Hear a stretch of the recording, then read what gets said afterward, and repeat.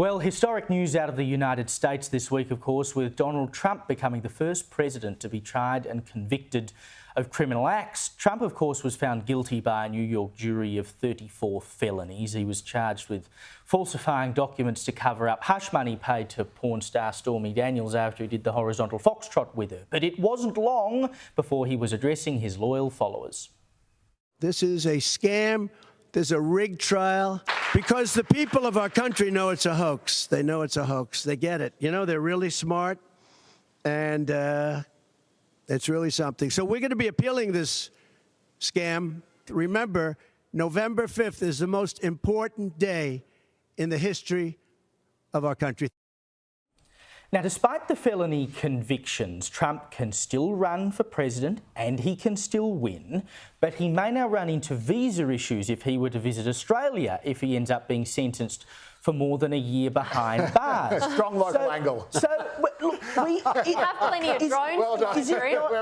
Is it not bizarre? I mean, look, the whole thing is bizarre, right? Yeah. And I love using the pun that they were trumped up charges, etc., etc. Yeah. But you know, we find ourselves in a position now where we could end up with a president who is running the US from jail, and who then, when he gets out of jail, if he is still president at that point, Australia, or any other country for that matter, could legitimately refuse his entry on the basis that he was a criminal. If they really wanted to be, you know, a prick about it, they could. Tell me now why America isn't the greatest country on earth. It is just fantastic. and this whole thing, I think someone wrote on Twitter, and then a porn star, you know, won the presidency. The end. And this is the greatest sequel. It's like a bunch of Hollywood blockbusters. They're sitting around after the red wave that was the trickle and Trump's kind of lacklustre speech at Mar-a-Lago that rambled on and didn't seem to have any point to it. And you can almost imagine the writers' room go, God, how do we get this, you know, how do we turn this around? How do we get, you know, put a bit of pizzazz in this, put a bit of lead in the pencil? And then the Democrats, who, I don't know if there's a collective noun for monstrously stupid people, but it probably is a Democrat. These guys, they're like Wile E. Coyote. Yeah. Like, the guy is going out with a whimper, he's on the mat, he's got nothing to fight for except his claims that the 2020 result was rigged. And suddenly they make a martyr of him. So suddenly, after the feds refused to prosecute him on this, and this is not a prosecution for him paying the hush money to Stormy Daniels, which I have no doubt whatsoever he did. No doubt whatsoever. I'd be disappointed if he didn't. But it's legal. That's legal. Bill Clinton paid Paula Jones. That's right. But the point is that the previous New York DA wouldn't touch it. The feds wouldn't touch it. And then this guy comes along and decides he's going to do it. Well, he was elected under that. That's right. Campaigns on the basis he's going to do it to make it a campaign donation. So he's trying to say that this hush money was actually an undeclared donation from Trump to his own campaign. Now, that alone should tell you how ridiculously torturous this charge is. And again, people will think, yeah, the guy banged a porn star, the guy then paid money to cover it up. But I do not like the criminal justice system being used to settle political scores and try to knock political opponents out of the race. And that is why you have seen, I think, a record number in donations in the 24 hours afterwards. Yeah, by the people, mind you, that they said were crazy and violent, which they haven't rioted. They haven't done anything except raise funds. That's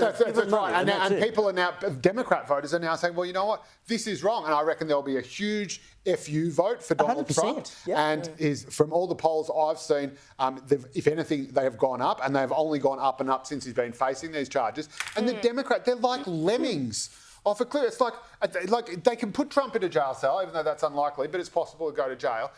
That wouldn't hurt him at all, because the Democrats are just so determined to shove a grenade up their own backside and then pull the pin. He doesn't have to do anything. But the local angle is a non-existent angle. This business of he might not get a visa to come to Australia, this has got so far to travel before we're even close to that. Now listen. You've got to go to the local angle. Listen, Joe.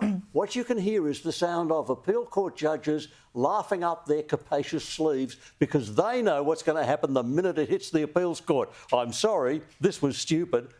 It's reversed. Of course there is no guilty verdict. No. So it's not going to get through an appeal court.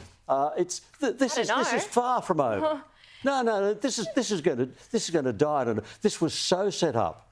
What Alvin Bragg did, and Joe was right about this, he took bookkeeping misdemeanour charges and pretended they were felonies by pretending it affected the outcome of an election. Well, everyone knows that. No appeal court judge is going to say, oh, yes, they're not going to. Well, misdemeanors have statute of limitations. I know this even in Australian law as a police officer. There were certain things that I couldn't trial if they weren't, an indictable offence, so to speak. If it was a summary offence, which is like the American misdemeanour, you've got statute of limitations. So that had been reached already. That's right. And so they had to make it a felony. And the way that they did that was they tapped on and they had to say that the misdemeanour was committed at the time of another offence. So 2 crimes were committed at the same time.